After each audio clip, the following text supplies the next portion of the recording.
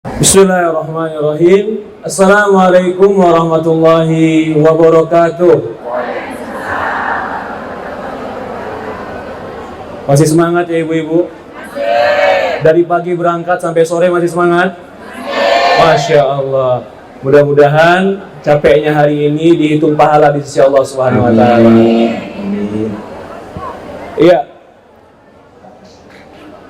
Ibu-ibu yang dimuliakan dan dirahmati Allah Subhanahu wa Ta'ala, kita akan berbicara tentang sebab-sebab husnul khatimah. Kenapa sih kita harus beramal soleh? Kenapa sih kita harus berkumpul dengan teman-teman baik? Kenapa sih kita harus sering kajian? Kenapa sih kita harus mengkondisikan ilmu hati kita? Tujuan kita satu. Apa tujuan kita dalam hidup? Husnul khatimah. Apa itu husnul khatimah? Husnul khatimah adalah akhir hayat yang baik. Allah nggak ngelihat bagaimana awal hidup kita. Allah nggak ngelihat bagaimana pertama hidup kita, tapi Allah melihat bagaimana akhir hidup kita. Maka itu Rasulullah SAW mengatakan, innamal a'malu bil khawatim. Amal itu yang penting adalah akhirnya. Dia baik sepanjang hidup, tapi akhir hayatnya dia meninggalkan agama Allah, yang jadi catatan malaikat terpenting yang akhir. Dia jelek sepanjang hidup, tapi begitu akhirnya dia mengucapkan la ilaha illallah, Allah catat akhir hidupnya. Jadi amalan itu yang terpenting adalah yang akhir. Kalau ada orang tanya, Ustadz, dulu saya waktu muda nggak sholat, dulu saya waktu muda nggak puasa, dulu saya waktu muda buka aurat, sekarang bagaimana Ustadz? Allah nggak ngelihat yang dulu. Allah ngelihat yang kapan? Yang akhir. Sekarang udah akhir atau belum? Udah akhir atau belum? Belum, Masya Allah. Rasulullah usianya 62 tahun. Yang mau dekat 60 berarti dekat lagi. Maksudnya berarti kalau kita terus dalam kebaikan, sebentar lagi. Kalau ditanya, Ustadz sampai kapan sih jadi orang baik? Ustadz sampai kapan sih harus sholat? Ustadz sampai kapan sih harus jadi orang soleh, meninggalkan yang maksiat? Saya cuma bilang, kalau hidup sudah di usia lebih dari 40 tahun, berarti hidup tinggal sepertiga tahun lagi, sepertiga usia lagi. Benar apa salah? Benar apa salah? Benar, karena Rasulullah mengatakan usia umatku 60 sampai 70. Kalau ada yang 70 lebih, berarti udah dikasih bonus. Dikasih bonusnya ikut kajian, dikasih bonusnya pergi ke masjid, dikasih bonusnya baca Quran. Panjang umurnya, tambah banyak pahalanya. Tapi beda orang yang panjang umurnya malah tambah celengan dosa. Gimana itu? Semakin dikasih waktu, tapi semakin nambah dosa. Seolah-olah semakin panjang hidupnya, semakin menegaskan dia masuk neraka. Rasulullah pernah ditanya, kata Rasulullah SAW, ya Rasulullah, siapa orang yang paling baik? Rasulullah mengatakan, orang yang paling baik, orang yang panjang umurnya dan baik amalnya. Semakin tambah umur, semakin tambah pahala. Tahun ini ketemu Ramadan, dia selesaikan Ramadan. Tahun besok ketemu Ramadan, dia selesaikan lagi Ramadan. Semakin banyak ketemu Ramadan, semakin banyak pahalanya. Semakin banyak hari yang dia lakukan, semakin banyak tahajudnya. Orang kayak begini, hidupnya sedang nabung pahala. Mau nggak nabung pahala? Tapi ada orang yang panjang hidupnya nabungnya dosa. Dikasih waktu, semakin hari tinggalin sholat, tambah dosanya. Semakin hari ninggalin puasa, tambah dosanya. Bisa jadi orang yang ketemu dengan umur yang panjang, tapi umurnya diisi dengan amal soleh, duluan masuk surga. Amin. Ada hadis, dua orang bersahabat. Dua orang ini bersahabat, dua-duanya ikut perang di jalan Allah. Yang satu mati syahid. Mati syahid pahalanya besar tidak?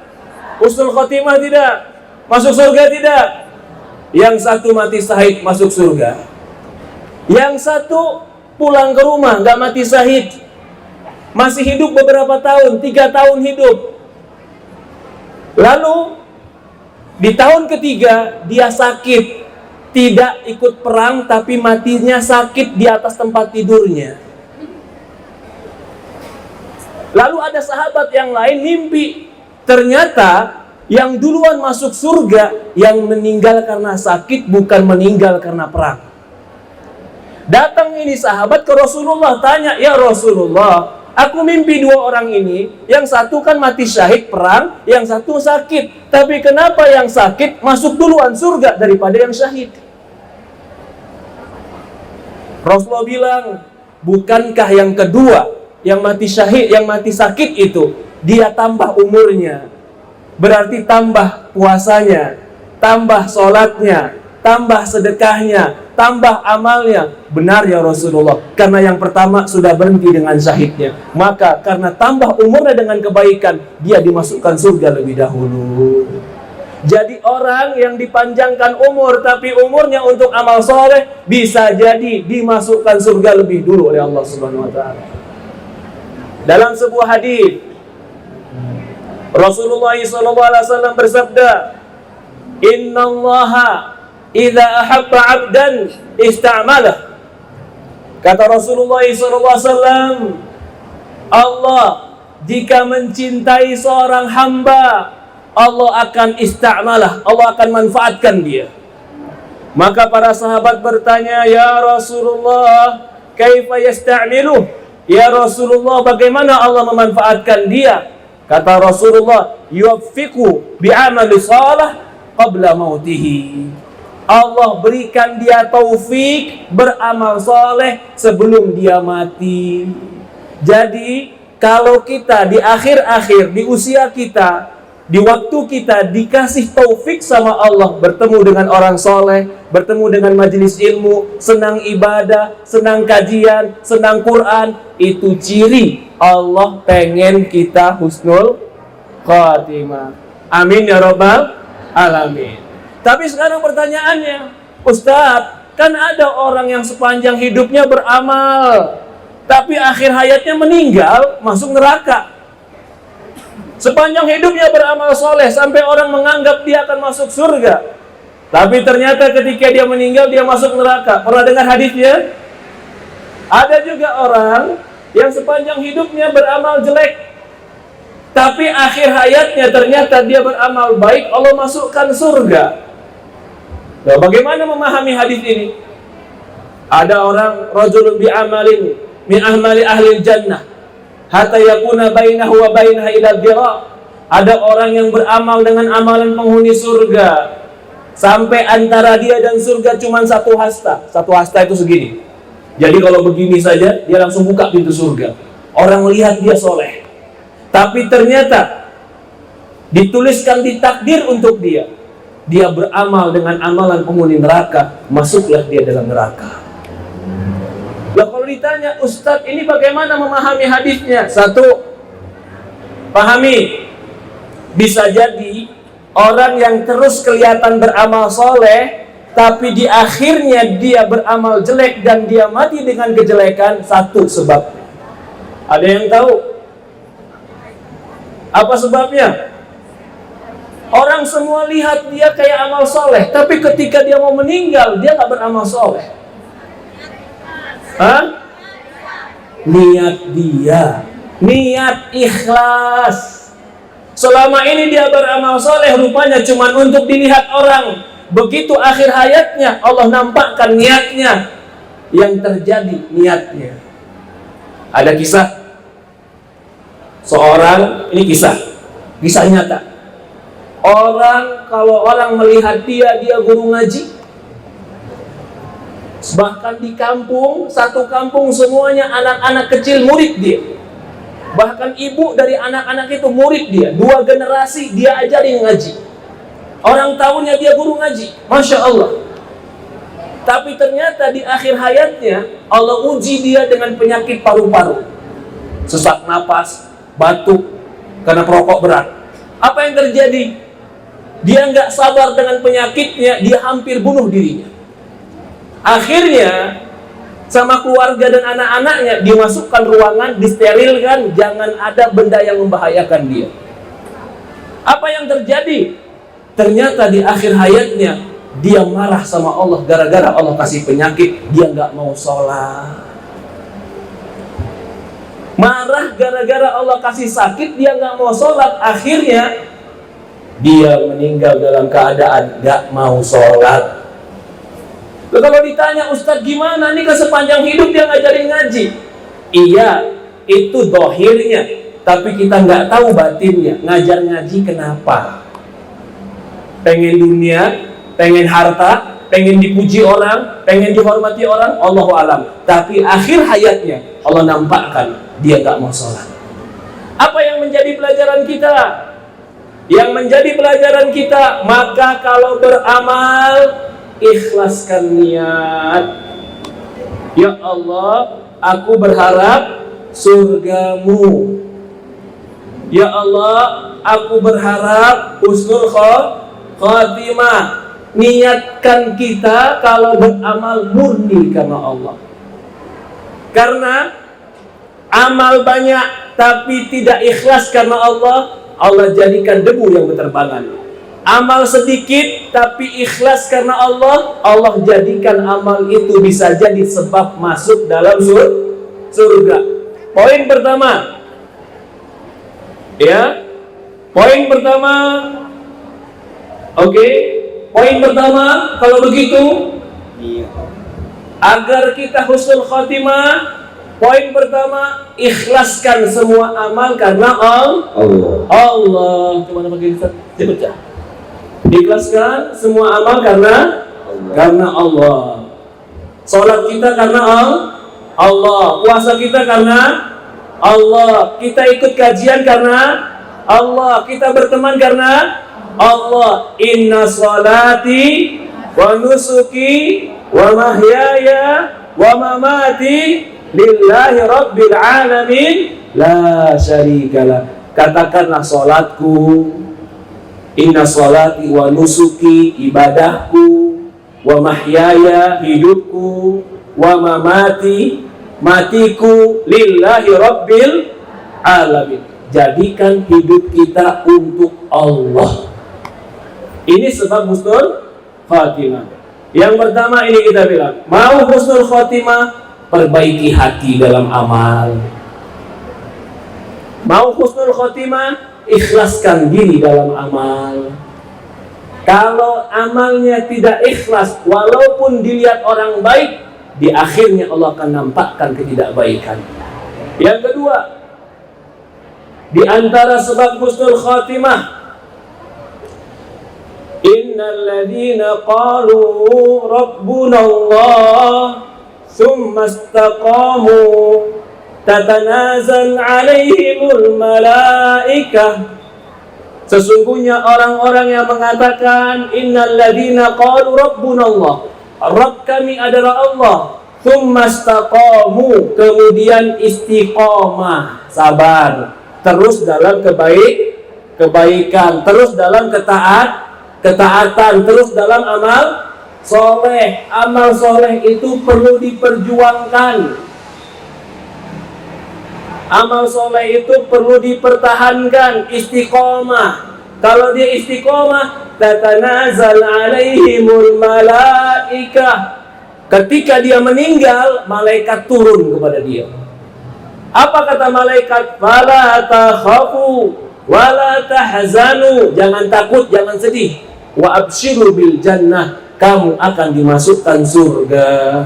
Orang yang istiqomah ketika ingin meninggal, malaikat datangnya, jemputnya, bilang, jangan takut, jangan sedih, kamu mau dibawa ke surga. Kalau mau dibawa ke surga, mau ikut nggak? Itulah orang beriman. Maka Rasul berkata, man ahabba liqa Allah, ahabba liqa'ah. Barang siapa yang cinta bertemu dengan Allah, Allah cinta bertemu dengan dia. Barang siapa yang tidak suka bertemu dengan Allah, Allah tidak suka bertemu dengan dia. Aisyah bilang, ya Rasulullah, siapa di antara kami yang suka mati? Nggak ada yang suka mati ya Rasulullah. Maka Rasul mengatakan, bukan itu ya Aisyah. Maksudnya, ketika akhir hayat kau cinta dan ingin bertemu Allah, Allah cinta bertemu engkau. Maksudnya kata para ulama, ketika akhir hayat ada malaikat yang datang, malaikatnya ngajak, yuk pergi ke surga. Mau nggak kau diajak pergi ke surga? Maka dia keluarnya dengan mudah, nggak perlu dicabut, cukup diajak. Kenapa dia diajak? Amalannya satu, innal ladzina qalu rabbunallah tsumma istaqamu. Dia beriman kepada Allah dan dia istiqomah.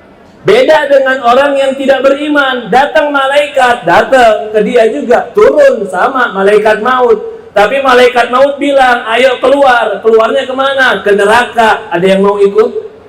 Ketika nggak mau ikut keluar neraka, dipukul sama malaikat mukanya. Ayo keluar. Nggak mau, dicabut sama malaikat yang keras. Akhirnya dicabut dengan cabut yang keras. Kenapa? Nggak mau keluar. Kenapa dia nggak mau keluar? Ya siapa yang mau keluar kalau diajaknya kemana? Ke neraka. Tapi karena amalnya jelek, yang jemput dia malaikat yang ajak ke neraka. Ini makanya orang mukmin yang beramal soleh kalau meninggal itu tersenyum terkadang. Kenapa? Karena malaikat yang ngajak ke surga. Udah lupa sama suami itu, ya ke surga, lupa sama suami, lupa sama anak. Bener apa salah? Bener. Tapi malaikat yang jemput kalau ngajak ke surga, apa sebabnya? Innal ladzina qalu rabbunallah tsumma istaqamu. Dia mengatakan Allah Tuhanku dan istiqomah dalam ibadah. Apa itu istiqomah? Terus menerus sabar dalam kebaikan. Ustadz kayaknya dia udah capek, Ustadz udah capek ngapain? Udah sampai tahajud pengen libur. Udah capek sholat Ustadz pengen libur. Ya boleh aja kalau capek sholat libur, tapi juga napasnya juga libur, boleh nggak? Orang yang capek ibadah, boleh nggak ibadah, tapi syaratnya satu, kalau dia nggak mau ibadah karena libur, maka Allah juga nggak ngasih dia oksigen, boleh nggak? Kalau nggak boleh, kalau begitu, selama hayat di kandung badan, selama hidup nafas masih ada, walaupun nggak bisa berdiri, boleh duduk. Walaupun nggak bisa duduk, boleh tidur. Walaupun tidur sulit, boleh dengan isyarat. Tetap ingat kepada Allah Subhanahu wa ta'ala. Ini istiqomah. Bukan yang terbanyak, bisa jadi banyak, Ramadannya banyak, Masya Allah, baca Qurannya Ramadannya banyak, tapi habis Ramadan libur, semuanya ditinggalin. Bukan begitu istiqomah. Istiqomah itu gimana? Sedikit tapi terus menerus. Ini yang kedua, amalan supaya kita husnul khotimah apa? Istiqomah, diperjuangkan. Sebentar lagi, kalau ada orang balapan, ada orang lomba lari atau balap kuda, balap kudanya udah perjalanan 2/3 perjalanan, balap kudanya 100 km. Ini udah menempuh jalan 75 km. Sisa berapa? Sisa 25 km. Lalu udah kelihatan garis finish. Dia capek, berhenti atau tetap berjalan? Kita seperti itu. Ini garis finish udah kelihatan belum? Belum? Udah. Kalau makan banyak pantangan, gigi udah mulai banyak yang ompong, kulit udah mulai keriput, rambut udah mulai botak, berarti udah kelihatan garis finishnya. Mau nggak mau, udah kelihatan. Allah udah kasih tanda. Lah, kalau udah kelihatan garis finish, males apa tambah semangat? Tambah semangat walaupun capek. Yang kedua, istiqomah, sabar. Sebentar lagi nyampe, Masya Allah. Yang ketiga, banyak orang baik, tapi kalau yang ketiga dia nggak perhatikan, dia akhirnya nggak baik. Banyak orang soleh, kalau yang ketiga nggak dia perhatikan, bisa terpengaruh jadi nggak soleh. Apa itu yang ketiga? Yang ketiga, teman yang baik. Circle, kelompok, teman, itu harus cari orang baik. Kalau temannya baik, ngajak jalan-jalannya sambil taklim, Masya Allah. Kalau temannya nggak baik, jalan-jalannya ngapain? Jalan-jalannya ke mall, maksiat sama Allah. Allahu Akbar. Perhatikan, paman Nabi Muhammad SAW, ketika akhir hayatnya udah mau meninggal, dia dijenguk sama tokoh-tokoh musyrikin. Rasulullah juga jenguk beliau. Rasulullah bilang, pamanku, ucapkan kalimat la ilaha illallah. Ketika pamannya mau ngomong ucapin la ilaha illallah, tiba-tiba temannya Abu Thalib di sampingnya bilang, ya Abu Thalib, apa kamu mau ninggalin agama nenek moyang? Akhirnya dia nggak mau ngomong. Rasulullah bisikkan sampai 3 kali, ya pamanku, ucapkan la ilaha illallah. Padahal dia tahu yang ngajarin dia, mentalkinkan dia Nabi Muhammad. Tapi karena di sampingnya ada teman yang jelek, akhirnya dia mati tidak mau mengucapkan la ilaha illallah. Cari teman yang baik. Di mana teman yang baik? Di pengajian. Kita lagi males, diajak sama dia. Kita lagi futur, dia ingetin. Kita lagi lemah, saling ingetin. Teman yang baik di yaumul qiyamah akan memberikan syafaat. Nanti ketika semua udah masuk surga, orang-orang soleh sudah masuk surga, orang soleh udah ketemu suaminya, ketemu anaknya, ketemu keluarganya, udah masuk surga dia.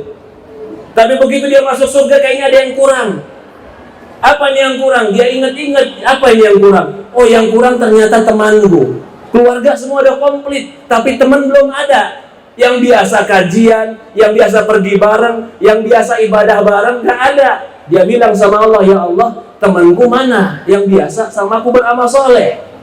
Maka ketika itu Allah katakan kepada dia, pergilah engkau mencari temanmu, dan malaikat membawa dia ke neraka, sehingga teman-teman dia yang tadinya di dunia beramal soleh sama dia, diberikan syafaat, dimasukkan ke surga oleh teman yang soleh. Maka cari teman yang soleh. Teman yang soleh, teman yang mengajak kebaikan. 3 ini. Dan 3 nih kita sebutin sebab-sebab usul khotimah. Yang pertama, yang pertama apa? Ikhlas. Beramal karena Allah. Sedikit tapi ikhlas jadi pahala besar. Yang kedua apa tadi? Istiqomah, sabar, terus dalam kebaikan. Walaupun sedikit tapi terus menerus, lebih Allah cintai daripada banyak tapi jarang. Yang ketiga apa? Bertemanlah dengan orang yang baik. Perumpamaan teman yang baik dan teman yang jelek kata Rasulullah seperti pandai tukang minyak wangi dan pandai besi. Kalau kita berteman dengan tukang minyak wangi, kalau kita nggak beli wangiannya, paling nggak dikasih hadiah wangi. Kalau kita berteman dengan pandai besi, kalau tidak terbakar pakaian kita, paling tidak kita terkena asap baunya. Begitupun teman yang soleh. Rasulullah SAW, teman-temannya di sampingnya ada Abu Bakar, ada Umar, ada Utsman. Utsman pun begitu. Para sahabat yang lain ketika akhir hayatnya lagi sakit-sakitnya, yang jenguk dia orang soleh. Orang soleh ngejenguk dia, ngedoain dia, membuat dia sabar. Maka penting juga untuk kita beramal soleh. Yang keempat, satu lagi terakhir. Apa sebab kita usul khotimah? Ada yang bisa tahu? Terakhir, keempat. Apa sebab usul khotimah? Apa kira-kira? Apa? Hah? Coba. Apa ini? Ini ibu-ibu pengajian semua kan? Sebagiannya ada ustazah juga di sini. Karena rahmat Allah. Karena rahmat Allah. Iya. Tapi amalan kita supaya kita usul khotimah. Kita rajin baca Quran. Masya Allah, terima kasih. Betul Ibu, Masya Allah. Rajin baca Quran, tahajud, istiqomah. Tapi yang paling penting doa. Apa? Doa. Kalau kita bersandar dengan amal kita kadang rajin, kadang malas. Sering rajin atau sering malesnya? Sering rajin ya, Masya Allah. Kalau kita bersandar dengan amal kita, kadang kuat, kadang lemas, kadang capek, kadang tidak. Kita nggak bisa bersandar kepada amal kita. Doa sama Allah. Ya Allah, berikan aku husnul khatimah. Ya Allah, berikan aku husnul khatimah. Itulah sebab rahmat Allah datang. Ya, 4 ini ingat.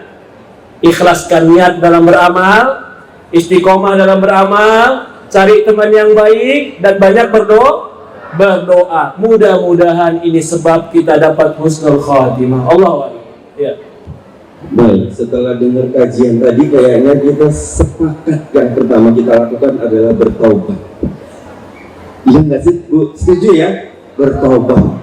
Terus saya ada pertanyaan yang penting, Ustaz. Tapi sebelumnya nih, kepada ibu-ibu, ada pertanyaan tidak terkait materi dulu? Iya, belum. Mungkin saya pancing ya. Ustaz, yang pertama ikhlas, tentang niat, Ustaz. Oke. Di Ustaz Subhan juga sempat disinggung ya. Ada yang cuma niatnya dapat like, dapat subscribe, dapat gitu ya, follower gitu. Nah ini ada yang posting juga di medsos pertemuan kita, perjalanan kita, ada di habis. Enggak ya, kalau untuk dakwah mungkin Ustaz akan sampaikan terkait itu. Pertanyaan saya, Ustaz, ikhlas itu punya godaan tidak? Dan bagaimana cara supaya kita bisa menjaga keikhlasan kita dalam rangka menuju husnul khotimah tadi? Iya. Adakah godaan dalam ikhlas? Lihat, kalau orang baru dalam belajar agama, godaannya males. Males sholat, males subuhan, males. Kalau orang udah bisa ngelawan malesnya, akan masuk yang kedua. Apa itu? Ikhlas. Kalau ikhlas udah bisa dia lawan, akan masuk godaan yang ketiga. Apa? Futur buka, futur belakangan. Kalau udah capek, ini belum capek. Apa itu? Godaan pertama, males. Kalau males dia bisa lawan, akhirnya dia beramal. Godaan kedua adalah oh kamu beramal hebat loh sekarang. Kamu tuh paling soleh loh sekarang. Lihat aja jilbab kamu paling besar sekarang. Masuk yang ketiga tuh, kalau udah begitu, ujub, merasa diri paling hebat. Ini 3 godaan yang akan sesuai dengan kedudukan orang masing-masing.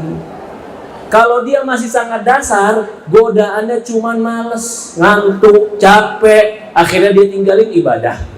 Ini kalau 600 seperti ini kayaknya bukan males lagi, semangat nih. Maka kalau orang udah semangat, dia bisa lawan malas. Masuk yang kedua, riya. Seolah-olah tetap beramal, tapi setan maunya amal yang gak jadi amal soleh. Jadi kalau ditanya, ada nggak Ustadz gangguan keikhlasan? Jawabannya pasti ada. Siapapun dia, pasti ada. Lalu bagaimana? Kita harus tepis dalam diri.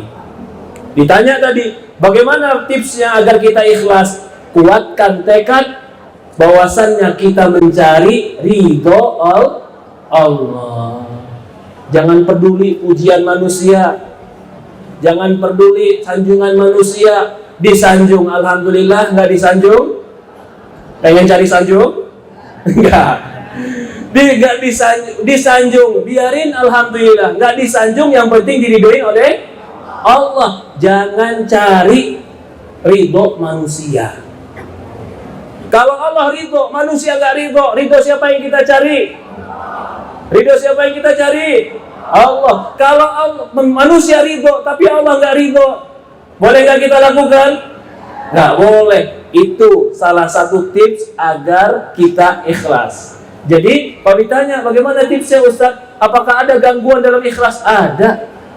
Dan ingat yang ketiga, kalau ada gangguan ikhlas, jangan tinggalkan amal.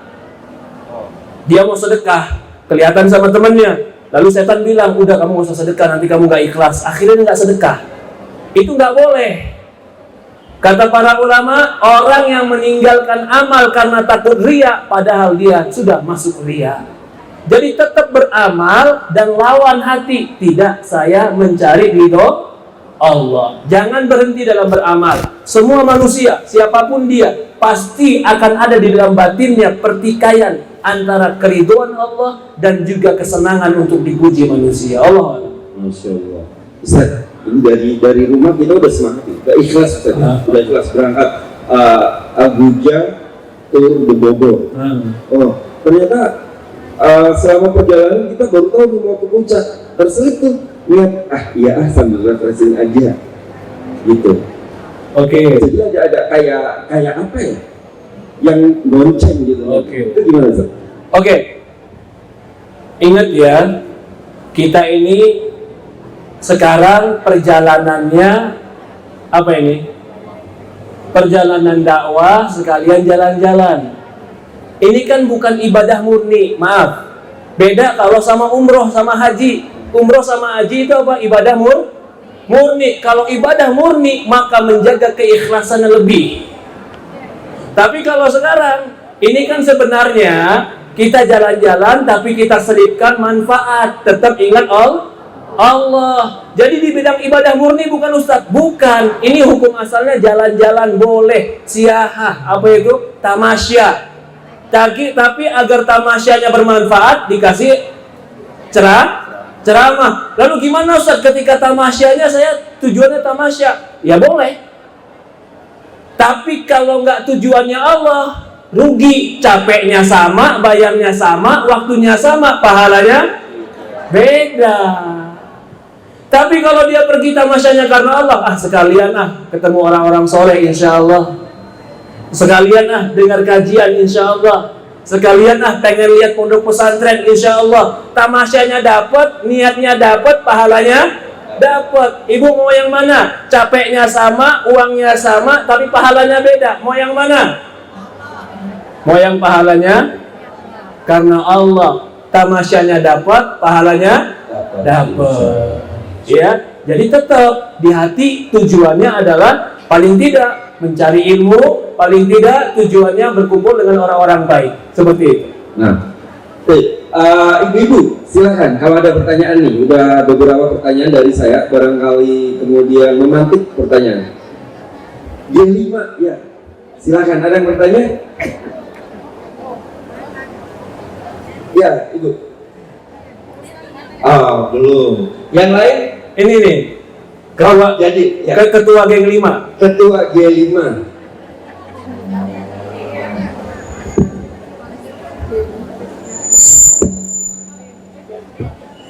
Assalamualaikum Ustaz. Waalaikumsalam warahmatullahi wabarakatuh. Ini Ustaz, tadi kan ada MC menyelipkan bahwa dalam perjalanan ini kita ada posting-posting gitu Ustaz. Ada yang posting di status atau di IG atau di Facebook. Itu gimana Ustaz dari segi keikhlasannya, niatnya Ustaz gimana Ustaz? Ini yang bertanya dari mana dan namanya siapa? Oh iya, saya Bumarin Ustaz, Masya Allah, dari G5. Oh G5. Gading 5. Gading 5. Ya, G5. Masya Allah. Berkah.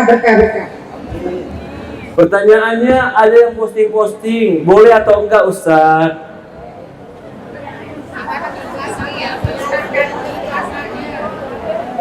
Jadi begini ya, saya tadi udah bilang, saya udah kasih clue, perjalanan ini bukan ibadah murni.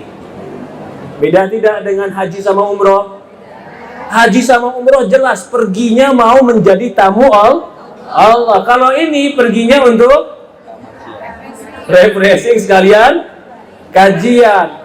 Maka Allah alam, apakah ketika dia memamerkan, lagi jalan-jalan, apakah termasuk batal ibadahnya? Saya bilang ini bukan ibadah. Ini cuman jalan-jalan. Tapi ketika dia posting foto ustadznya lagi ceramah, memang enak jalan-jalan seperti orang soleh kayak saya. Wow. Ujub jangan. Kalau ujub jangan. Ya. Ada kata-katanya jangan. Ya. Kalau posting terutama ini kalau berbicara tentang riya ya, Tapi kalau berbicara lebih afdolnya gimana sih Ustaz? Diposting atau tidak? Itu kembali kepada kebutuhan. Pada niatnya. Dia kalau niatnya adalah untuk mensyukuri nikmat Allah, wa amma bi ni'mati rabbika fahaddits. Adapun nikmat Allah ceritakanlah. Tapi kalau niatnya untuk pamer, atau niatnya dia untuk mengupdate status dia, foto dia, bukan jalan-jalan yang jadi inti, bukan dakwahnya jadi inti, yang jadi inti foto dianya. Ini kurang baik. Ya, ini kurang baik. Allahu a'lam. Seperti itu. Nah, ada lagi dia 5. Oh, Ibu, silakan. Dia 4. Assalamualaikum Pak Ustaz. Waalaikumsalam. Saya Bu Eri dari Jamaah Rumah Dakwah Ustaz Munjir Cikumorang. Masya Allah. Bekasi. Masya Allah dari Bekasi, Ibu. Iya, yang ingin saya tanyakan tadi kan kalau ibadah umroh, maksud saya gini nih, umroh itu kan ada yang pakai plus Mesir lah, plus Turki, plus yang lain gitu. Itu bagaimana? Pertama maksud gini, niat pertama umroh sih memang untuk umroh, cuman kan itu kan ada apa sih? Ada jalan-jalan plus-plusnya. Iya, itu gimana? Makasih Pak Ustaz. Iya, ini pertanyaannya sekarang, kalau jalan-jalannya umroh tapi plus Turki, umroh plus Mesir, umroh plus Jordan. Oke, ke Turkinya itu bukan ibadah. Ke Turki bukan ibadah. Yang ibadah itu cuman ke Mekah dan ke Madinah. Tapi kalau ke Masjid Al-Aqsa, ibadah tidak? Ibadah. Maka kalau yang ibadah, lebih baik dijaga jangan terkontaminasi.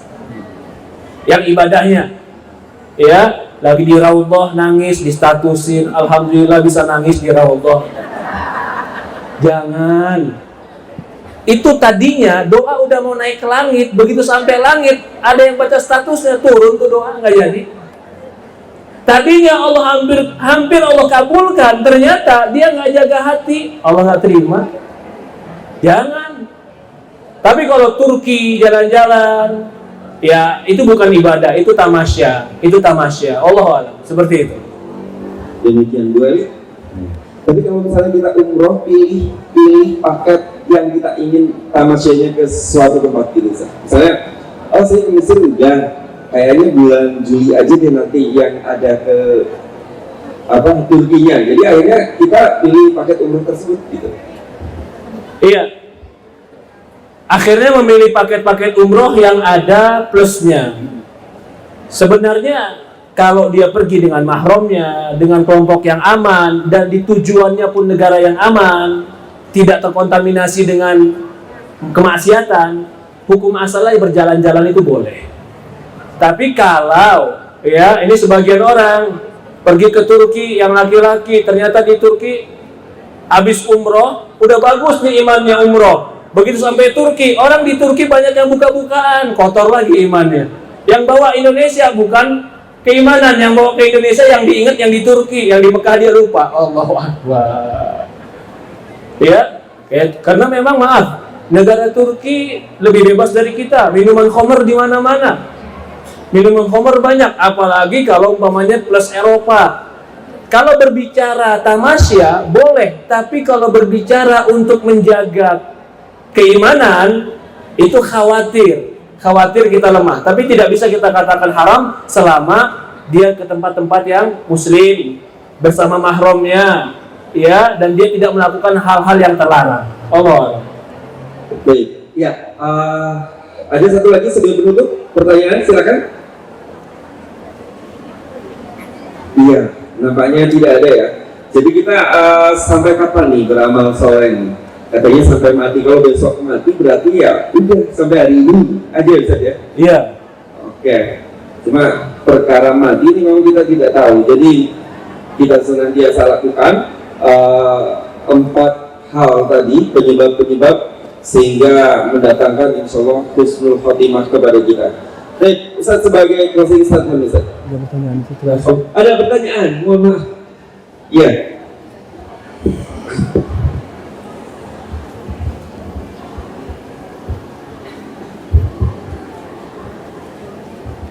Assalamualaikum warahmatullahi wabarakatuh. Waalaikumsalam warahmatullahi wabarakatuh. Ustaz, perkenalkan saya Ibu Hana dari Cikarang. Masya Allah, Cikarang jauh.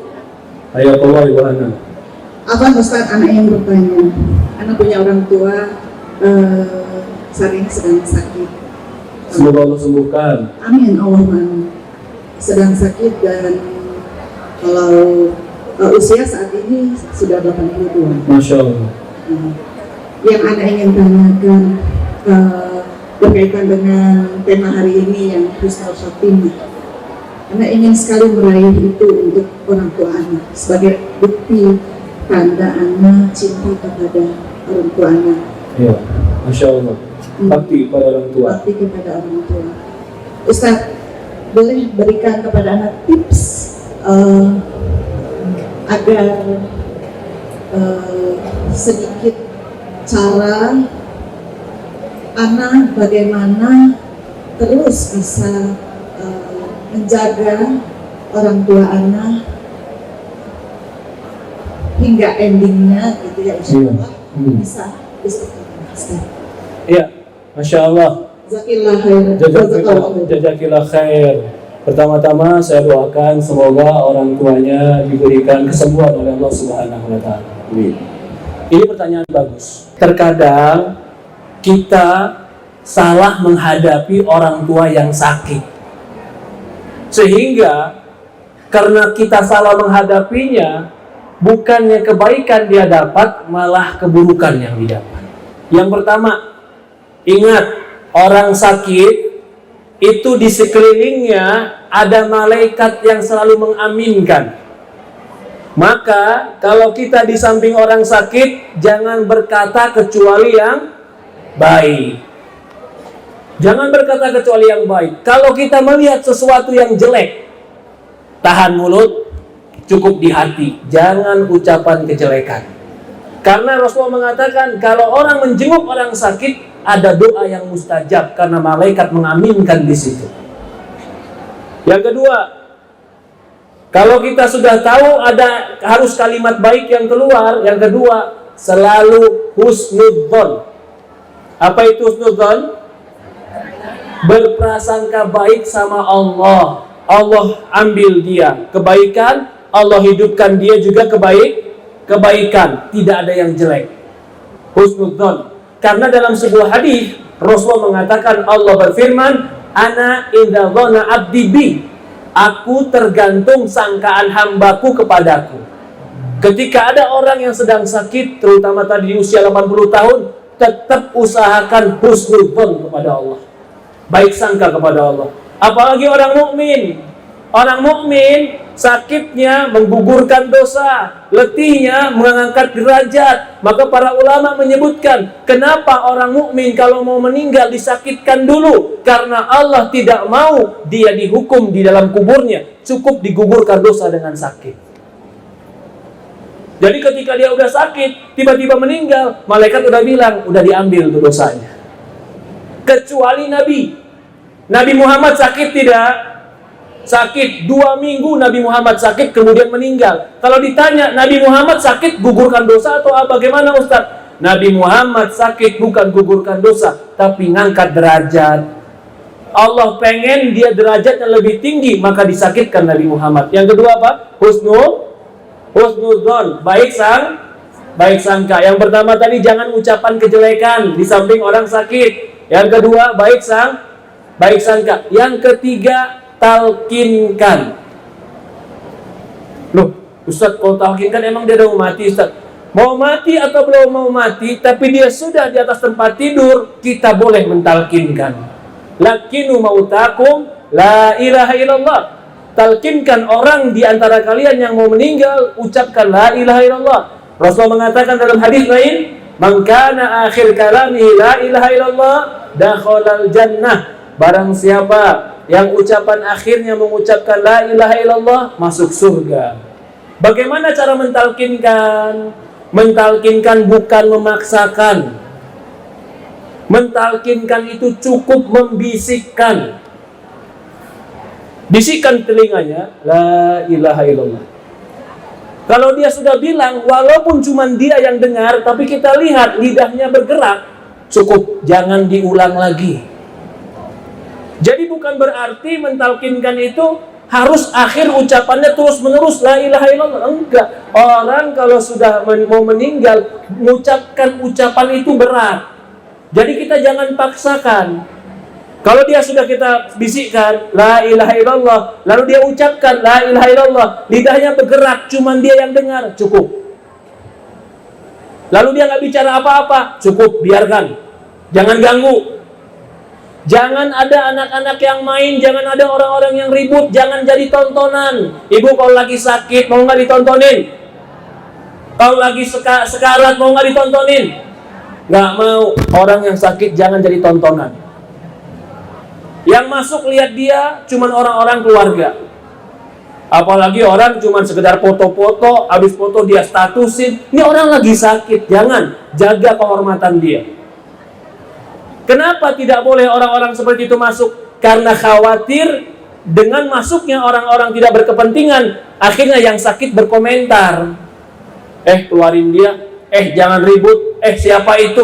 Lah tadi udah ngucapin la ilaha illallah, gara-gara dia masuk nanya siapa itu. Jadi akhir ucapannya sekarang apa? Siapa itu jadinya. Lah kalau begitu gimana? Ditalkinkan lagi. La ilaha illallah. Udah dia ngucapin dengan lisannya sendiri, berhenti, udah cukup. Kalau dia bilang lagi nggak mau, jangan dipaksa. Orang kalau udah sakit berat, itu ngucapin la ilaha illallah berat, nggak kayak kita yang lagi sehat. Kalau dia sudah ngucapin la ilaha illallah, tiba-tiba dia bilang minta minum, kasih minum. Selesai kasih minum, tenang dia, bisikin lagi la ilaha. Jangan perintah. Ini beda lagi nih. Apa bedanya perintah sama ngebisikin? Apa bedanya perintah sama ngebisikin? Perintah itu nyuruh, bisikin itu nuntun. Ibu suka dituntun apa disuruh? Suka dituntun apa disuruh? Orang kalau disuruh kadang-kadang males. Maka jangan bilang, ucapin dong la ilaha. Jangan begitu. Tuntun. La ilaha illallah. La ilaha illallah. Habis? Oke. Berarti caranya begitu ibu, ditalkinkan, jangan diperintahkan. Maaf, ada satu contoh. Orang ketika mentalkinkan, yang mentalkinkan nggak tahu, maksa. Ucapin la ilaha illallah, ucapin, dia paksa. Ini orang napas aja susah, disuruh paksa ngucapin la ilaha illallah. Sampai dia bilang, nggak mau aku ngucapin la ilaha illallah. Bukan nggak mau la ilaha illallah, nah sebenarnya nggak mau nurutin orang yang nyuruh. Karena yang nyuruhnya maksa. Maka itu para ulama mengatakan, mentalkinkan bukan memerintahkan, tapi menuntun dan membisikkan. Seperti itulah kita lakukan ke orang tua. Begitulah kita lakukan pada orang sakit. Allah alam, cukup sampai di sini. Jazakallahu khair. Dukung Al-Hujjah untuk punya tempat dakwah. Salurkan wakaf lahan melalui Bank Syariah Indonesia. Nomor rekening 7796001377 atas nama Al-Hujjah Dakwah Islamiyah dengan memberikan kode 300 di belakangnya. Contoh, Rp 10.300.000. Syukron wa jazakumullah khair.